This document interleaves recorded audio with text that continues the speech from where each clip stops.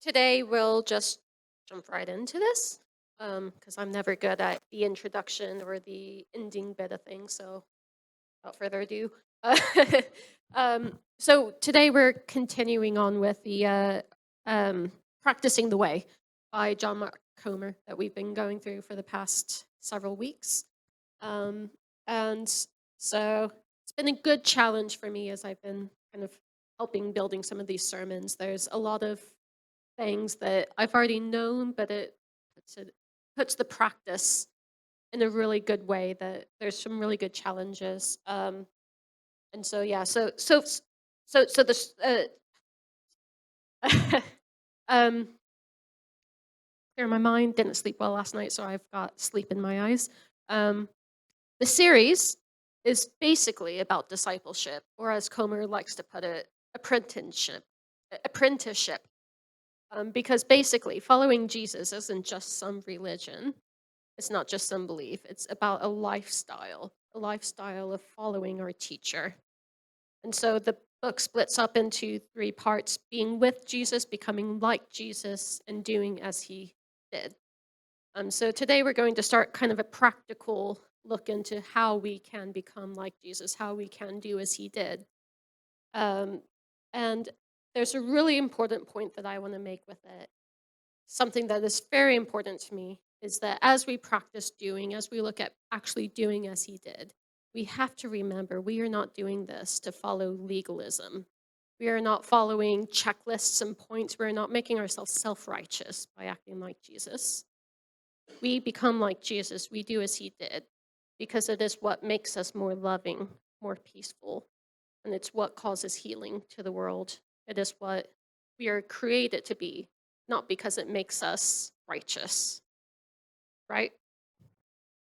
Right. Thank you, Jan. um, so yeah, the first point about it is teaching. So Jesus is our teacher. Jesus was the ultimate rabbi. He was the truth teller. He is the truth teller. So while we all have our own ideas, we all have our own interpretations that we call truth, that seems true to us. It's often biased, it's often clouded, but Jesus told the truth. He is the one that spoke, and he wasn't a hypocrite. He didn't just say the truth, he lived it out. He gave us examples of both how to live by speaking it and by doing it. And he has invited us to follow him. But we, if you remember a few weeks ago, whenever I spoke last about becoming like him, we are in a struggle within ourselves because we are these ego bodies that are fighting between those id instincts, that animal instinct to take what we want, to get what we need, no matter the cost, and this higher morality super ego that is saying, I want to be better, I want to do for others, I want to lift up and do more than just live for myself. So we're in this war with ourselves. And unlike animals, we are conflicted in this, and we are not just surviving. We are doing more than surviving. We are creating. We are creating from within our minds, not just procreation, which obviously that's all animals, living things do that, but we are creating from within our minds, like our Creator who spoke us into existence and made us in his own image. We are also creators. As we speak, as we act, we bring things into existence that were previously not there, whether it's scientific invention and medicine, whether it's artistic expression, whether it's ideas and thoughts, philosophy, or if it's stories that we tell. The book, Comer's book, kind of um, forgetting my words. He calls it unreality. So what we're doing is we take this unreality, this potential that doesn't actually exist, and we shape it into reality through our words and our actions. But not all of these things that we create are good. And that's not just the physical, the nuclear bombs and the petrol industry and all of that stuff that's destroying the world. It's also just the abstract things that we create. The thoughts in our mind, the insecurities, the lies, things that become self-fulfilling prophecies, somebody that's afraid of rejection rejects others out of that fear. And in so doing, they are rejected. They've created their own self rejection out of that lie, out of that insecurity. So we create, whether it's good or bad, because we were made in the image of our Creator. This is no more true than in our words. The Bible talks frequently about just how powerful our words are. Making sure I had that up there.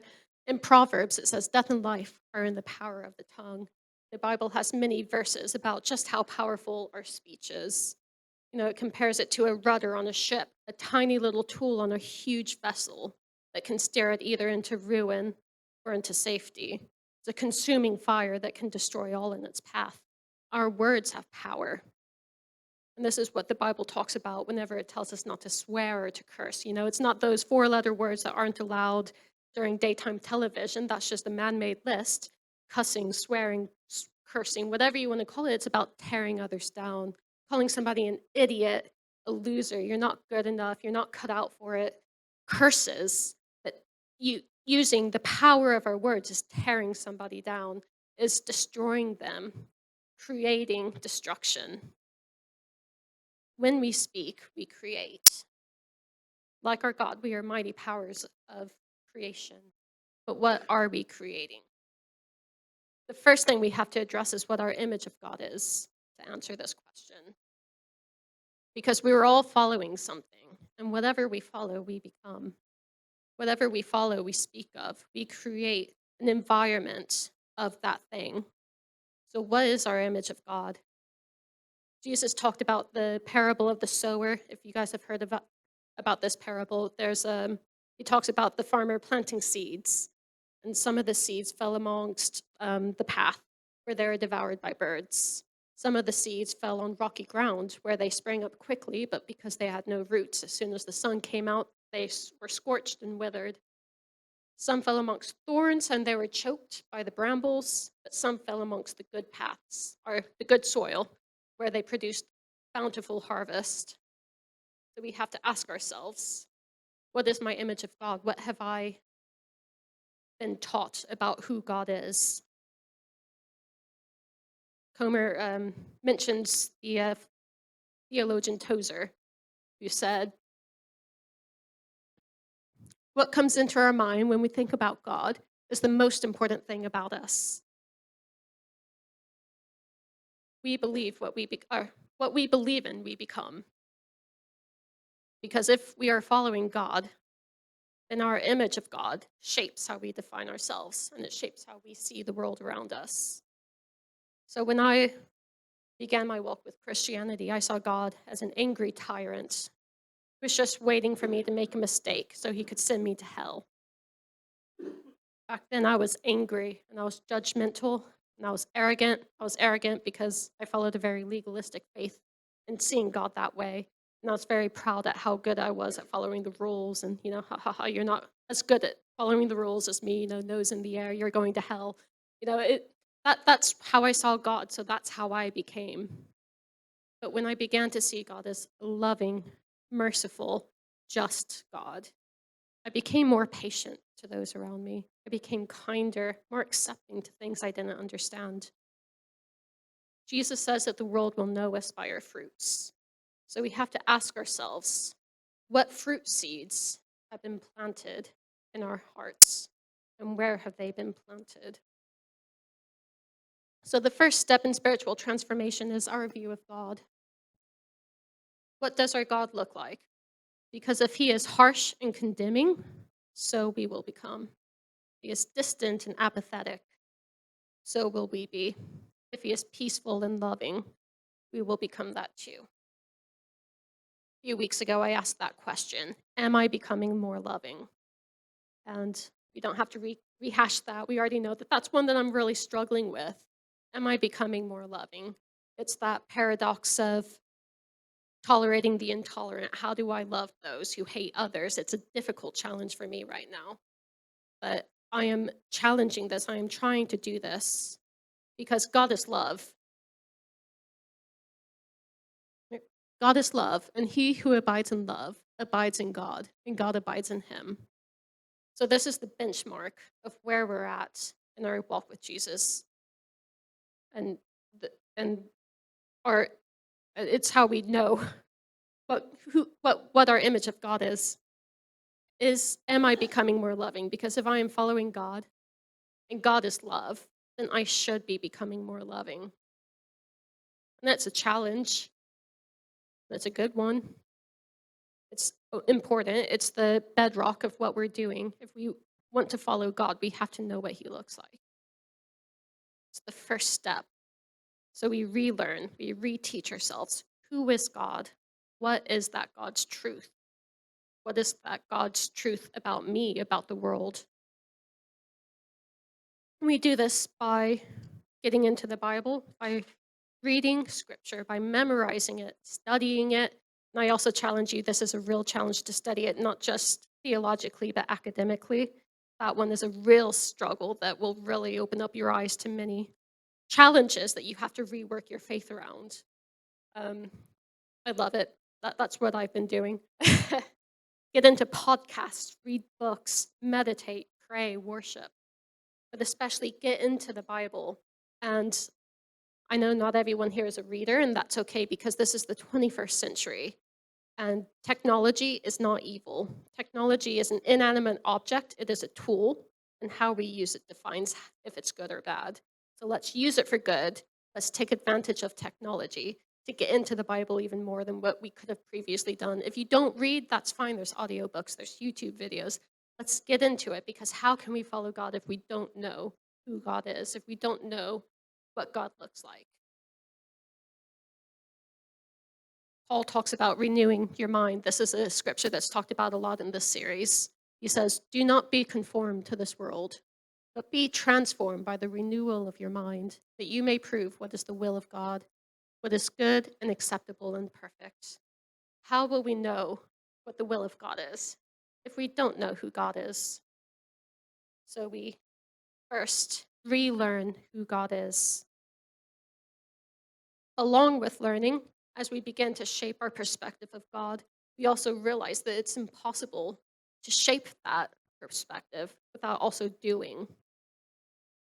We are responsible to practice living out that life because Jesus didn't just speak, he acted, and we're supposed to act with him. We can't follow Jesus if we're standing still, right? Because Jesus was moving, so we also have to move.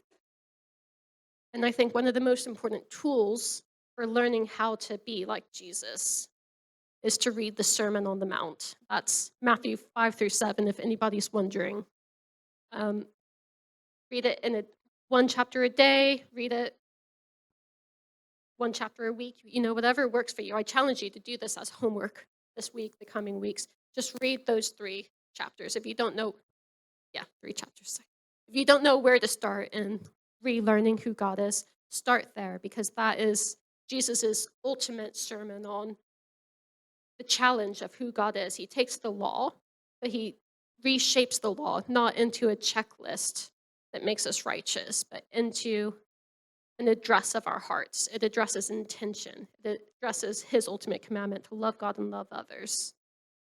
So it's such an important scripture to read, and I encourage you to get into that if anywhere else. So Jesus said, "Let your light so shine before men that they may see your good works and give glory to your Father who is in heaven." And this is the thing, our faith is not private. I know people like to talk about their personal relationship with Jesus Christ. And yes, to a certain point, we do have a personal relationship, but that personal relationship is public because Jesus is transformative. And when we follow him, we are light to the world. We are transformed into vessels of love that are reflecting Jesus's light into the darkness. It is something that others should be seeing. And I'm not talking about just like going out and evangelizing. I'm talking about just your very presence should be something different, something loving, something kind. We are something, our God's light in us is something that can be seen. And once we read Sermon on the Mount, we realize it's a very difficult challenge. What I talked about a few weeks ago about becoming more loving. How do I love my enemies? It seems impossible. And practicing Jesus's actions can seem impossible. But like what I also said earlier, Jesus said, with man it is impossible, but with God, anything is possible. And we'll mess up, and that's okay, because God is love, and love is patient. And Jesus knows that failure is inevitable, that all have sinned and fallen short of the glory of God. First John said, if we say we have no sin, we deceive ourselves. We will mess up. But the good news is perfection is not required on this journey, only practice. So love is patient and love is kind. Let's be kind to ourselves and others on the journey. Has anybody here heard of Richard Foster? Yeah. Right, so the book brings up Richard Foster a lot. He wrote this book called The Celebration of Discipline, where he picks out 12 attributes of Jesus, things that he saw Jesus practicing in the Gospels, and he challenges us to also practice those 12 things. But in his book, he mentions how we tend to think that we're going to follow these things. We're going to be able to fast and meditate, and I'll put the list up in a minute, don't worry. Study and do all of these things perfectly out of our own willpower, but we can't. It is not out of our willpower that we become like Jesus. It is not something that happens overnight. It's something that takes training like in a marathon. So this is something that I'm going to now have a little interview if my lovely husband could come up. This is possibly the worst thing to come out of COVID. I'm joking. Turns out running is a very consuming and expensive habit, isn't it? Yeah. To be fair, I was a little bit flawed when Jen asked me to say, "Oh yeah, can you just take people through how you train for a marathon?" So you always tell me to shut up about running. Why? No, I don't do that. To be fair, not just Jen. I will also point out Mr. Glide is also one who tells me to They stop talking just about it. go on about it. I've got a brother in John. John Goodchild. Yeah, it's a cult, I swear. So, Pete, could you just very quickly talk about like how do you prepare for a marathon? Because is it something that you just wake up in the morning and you decide I'm going to go run that marathon and you do it? No, you can injure yourself quite badly by doing that. Right. So what do you do then? You start off slow. Do small little. I'll try not to go too much into the detail. Just like a Yeah. minute. You do small little runs, and basically over the time, obviously for a marathon, you have to do it over quite a significant time. But over the training period, you then increase your mileage, increase your speed, and then you start targeting towards the goal that you want. Like now, at the moment, I'm training for a marathon in April, and yeah, it's December, and I'm training for something in April. It's ridiculous. When did you start the training for this? Last month? Last month. But did you just start running last month? No, I've been, well, as you said, I've been running for years and years and years. Yeah, it's kind of a lifestyle that you're able to pick up and go into further training for this specific cause, isn't it? Yeah, yeah. Do you enjoy it? I tell you what, running is probably the best thing for my mental health ever. It's if I'm having a bad day at work or if I'm stressed or whatever, literally I go for a run and 9 times out of 10 I'm fine. Or if I'm not fine, I've at least figured out what I need to do next to be fine. Right. So would you say it's worth it? Yeah. Okay. But it is expensive. Yeah. All right. That's enough. Give him a cheer.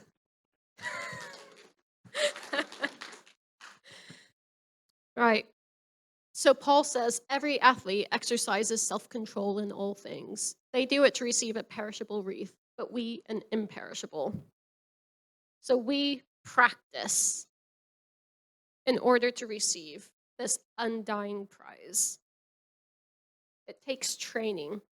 It takes time. There's times when you can't run, right? Saying yes. There's times when just mentally you just decide I can't be bothered, right? There's times when other injuries show up and you just physically can't because of the injury or a cold. Sometimes it doesn't go as planned. Sometimes things get in the way. But he keeps going. We keep going. Life isn't perfect. But we have God on our side to help us through it.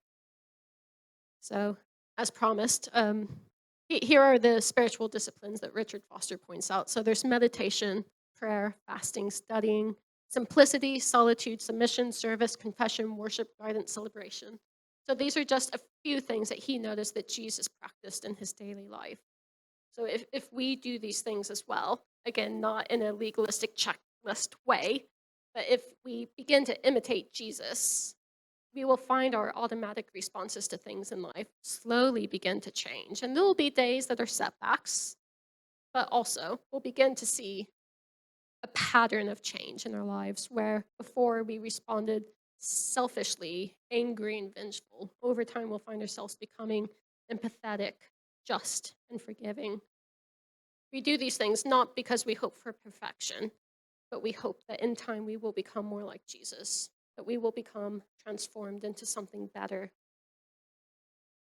And I know I talk a lot about myself, but that's because I can only speak for myself. When I was going through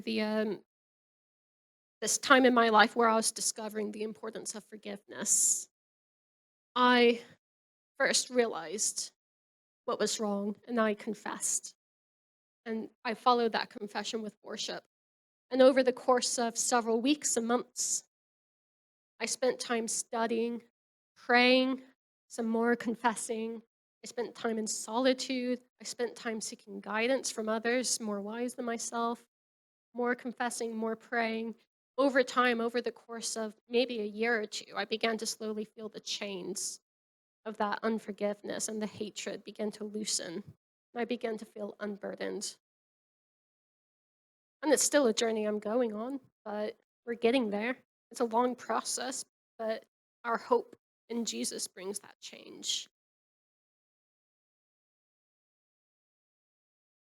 The final point that we're going to look at today is one that's often overlooked when we talk about being like Jesus, but it's one of the most important, and that's community.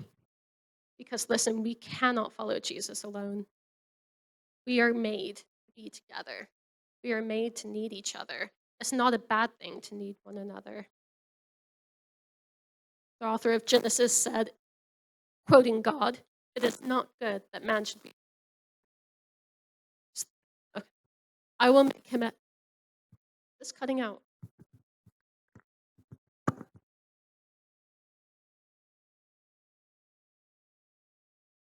Hello? There we go. Okay. It is not good that man should be alone. I will make him a helper fit for him. So we were created to be together. We were created to be there for one another, to help one another. We need one another. And modern science backs this up. I talked about this earlier how humans that live in community live longer than humans that live in isolation. There's a form of prison punishment called solitary confinement.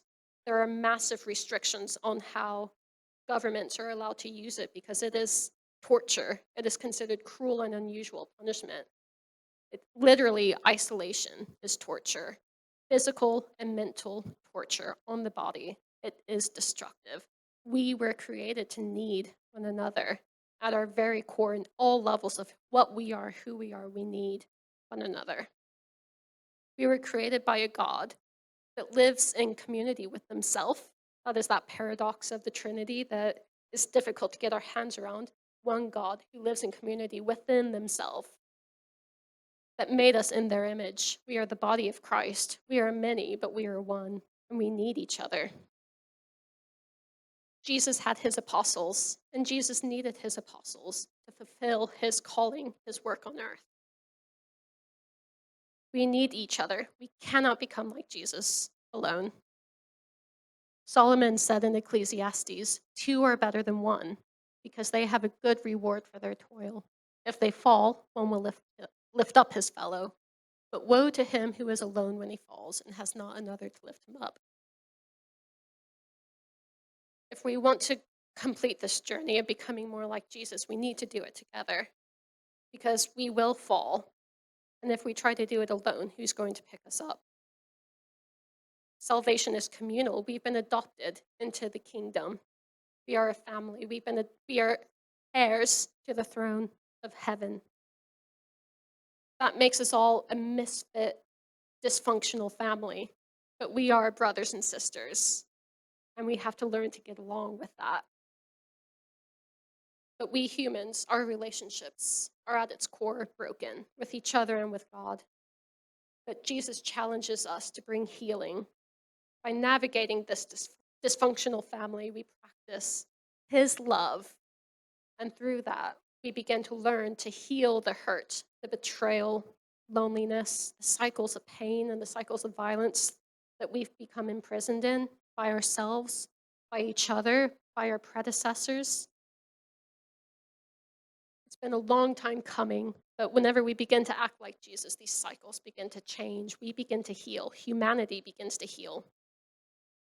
We do that by becoming a part of this family.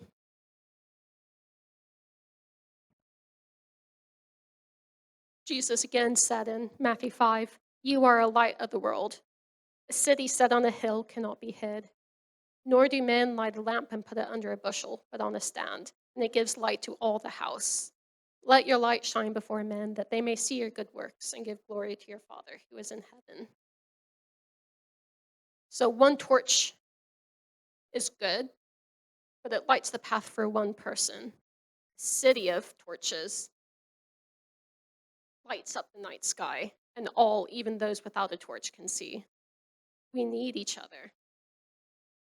There's a song, as usual. I'm either quoting Lord of the Rings or I'm quoting my favorite band whenever I preach. I can't help it. It's always one of the two. So, actually, the very first song of this band that I heard, Me Without You, their song Torches Together, is talking about the importance of community. And he himself wrote the song after he came out of a lifelong bout of suicidal ideation, where he found a community that lived like the book of Acts, where they lived in community and shared with each other and lived with each other. And it was in that that he found the depression, the suicidal ideation that he had suffered with his entire life slowly started to melt away as he began to put away the self and put on the community. So I'm not going to make you guys listen to it because, again, I'm sure that the majority of you just wouldn't go for the sound. But I just wanted to read some of the lyrics, and I'll do kind of a condensed version. In the song, he invites us to a challenge. And I just want us to kind of think about that challenge. Think about where you're at in your ideas of community and your idea of relying on one another. So in this song, Torches Together, he says, "Why burn poor and lonely? Under a bowl or under a lampshade, or on the shelf beside the bed, where at night you lay turning like a door on its hinges, first on your left side, then on your right side, then your left side again. Why burn poor and lonely? Tell all the stones we're going to make a building. They'll be cut into shape and set into place. Or if you'd rather be a window, I'll gladly be the frame. Reflecting any kind words will let in all their blame and ruin our reputation all the same. So never mind our plan making, we'll start living. Anyway, aren't you unbearably sad? Then why burn so poor and lonely? We'll be like torches. We'll be torches together, hand in hand." This verse I really like. "Why pluck one string? What good is just one note? One string sounds fine, I guess, but we were once one notes. We were lonely wheat, quietly ground into grain. What a light and momentary pain. So why the safe distance, this curious look? Why tear out single pages when you could throw away the book? Why pluck one string when you could strum the guitar? Take down the guitar and strum the guitar if you're afraid. I'm afraid, and everyone's afraid, and everyone knows it. But we don't have to be afraid anymore." The thing that I really like about this song is that he addresses the fear of opening up to a community. He says that we were once one wheat, but then we were ground into grain. And it's a painful process of losing the self and becoming the body. But it's light and momentary compared to the loneliness and fear that we're leaving behind.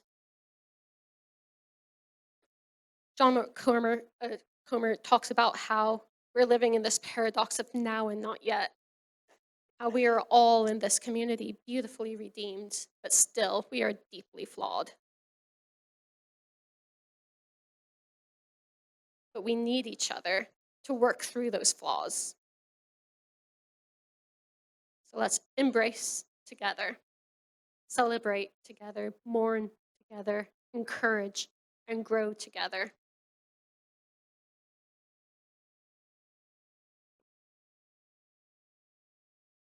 So, as we challenge ourselves with this prospect of discipleship, it's not about becoming righteous, it's about transformation, being transformed into who we were created to be transformed into what the world needs, be that light that brings healing. Whenever Jesus spoke, he talked a lot about his kingdom that he was building on earth. The book of Revelations talks about, at one point, it mentions in the end of all things and our struggle with the world, the battle that we're at, it shows an end where the kingdom of heaven has met the kingdom of earth, and the kingdom of heaven has prevailed, and the world has become what God wanted it to become. It is a world of no more pain, no more sorrow, where death and violence have been destroyed, where all people come together and bask in the light of Jesus' eternal love. But whenever you get back to what Jesus is saying about it, you notice that he is not doing this on his own. He is not telling us to sit around and wait for him. He is telling us to build his kingdom here. We do that by becoming like him, by imitating him, by ending those cycles of violence and pain, the bitterness and the destruction that have been created around us. So this week, let's really challenge ourselves to relearn who God is. Because how can we become that kingdom without knowing who that king looks like? Let's seek understanding by reading and meditating on the Bible. And let's just try acting like Jesus. Once we understand what he looks like, we can try imitating him. We'll mess up, but if we stay in community, we can be there for each other when we fall. Be torches together, a light to the world.